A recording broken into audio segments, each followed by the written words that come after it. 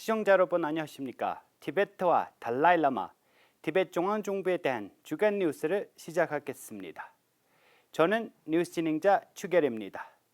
먼저 헤드라인을 살펴보겠습니다.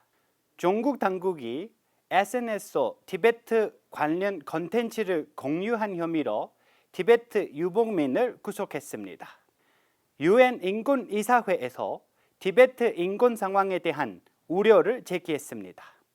터프츠 대학에서 공자학원을 폐쇄한 결정했습니다. 선거위원회는 2021년 대선과 총선 최종 후보자 명단 발표했습니다. 일본 문화인 채널에서 티베트 문제를 논의했습니다. 캔버라 티베트 사무소는 호주에서 티베트 정체성 성장라는 책을 발표했습니다.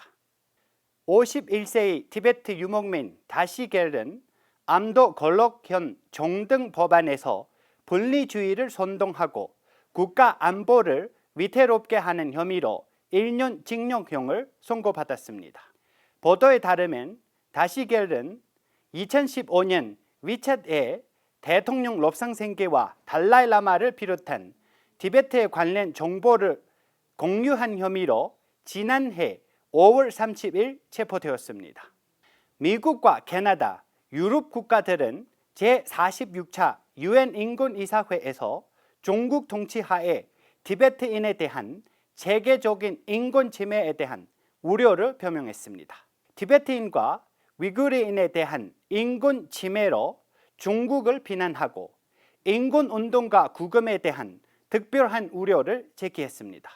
In China, there are deeply troubling reports of deaths in custody of Tibetans. We continue to be gravely concerned with the treatment of Uyghurs and call for independent observers to be given unfettered and meaningful access to the Xinjiang Uyghur Autonomous Region. We call for meaningful access for independent observers, including the High Commissioner, and to respect the rights of minorities, including in Xinjiang and Tibet. 또한 국가들은 자의적으로 구금된 인권운동가들의 석방을 요청하고 종교 및 신념의 자유, 이동의 자유, 결사 및 표현의 자유를 포함한 심각한 인권 침해를 강조하고 고등법무관을 포함한 독립적인 관찰자들에게 의미 있는 접근을 허락할 것을 촉구했습니다. 국제인종차별 철폐의 날에 제네바 티베트 사무소는 UN 인권이사회를 포함한 UN의 중국 당국이 티베트인에 대한 조직적인 인종차별 문제를 해결할 것을 호소했습니다.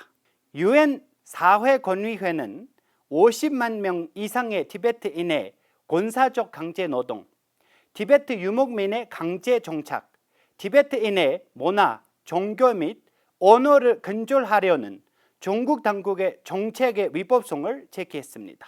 지난주 수요일 미 터프츠 대학은 중국 정부가 자금을 지원하고 논란의 여지가 있는 언어 및 문화교육센터 공자학원을 폐쇄한다고 발표했습니다.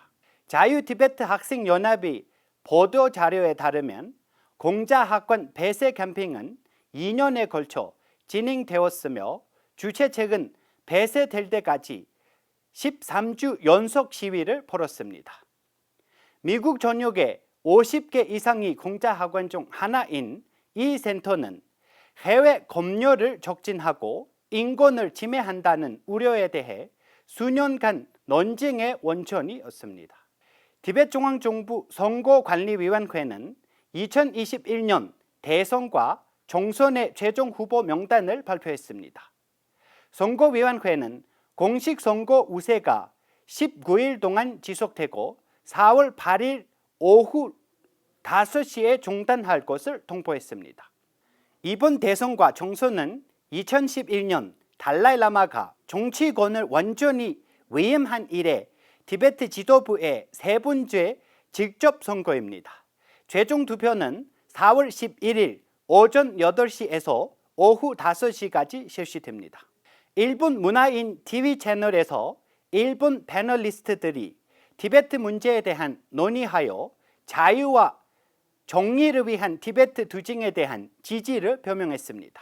패널은 사회자로 정치평론가 가토 키요다카와 패널리스트로는 국회의원 나가오 다카시, 작가 겸 강사 반도 다다노부, 나카노쿠 의원 요시타 코이치로가 출연했습니다. 일본 티베트 사무소 대표 아리아 제왕갤보는 티베트의 현재 상황이 1960년대 문화 대혁명 시대와 비슷하다고 설명했습니다.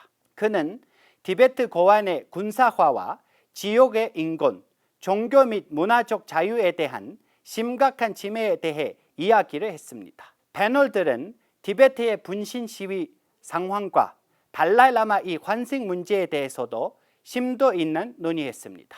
호주 티베트 사무소는 지난주 수요일 티베트 사람들을 위한 관대한 도움을 준 호주 정부와 국민들에게 감사를 표하기 위해 호주의 티베트 정체성 성장이라는 책을 발표했습니다. 이 책은 지난 60년 동안 호주와 뉴질랜드에서 일어난 티베트와 관련된 모든 주요 사건을 다루고 있습니다. 즉 달라이라마의 호주 방문과 티베트를 위한 호주 전당의회 그룹 결성, 1986년 벤친 림보체의 역사적인 호주 방문 등을 주요 사건을 다룬 책입니다. 이 책은 2018년 티베트 중앙정부의 지시에 따라 Thank You Australia 캠페인의 일환으로 출간되었습니다. 이 책은 안나 알로메스 박사와 직밋 바상이 공동으로 편집했습니다. 저희가 준비한 뉴스는 여기까지입니다. 고맙습니다.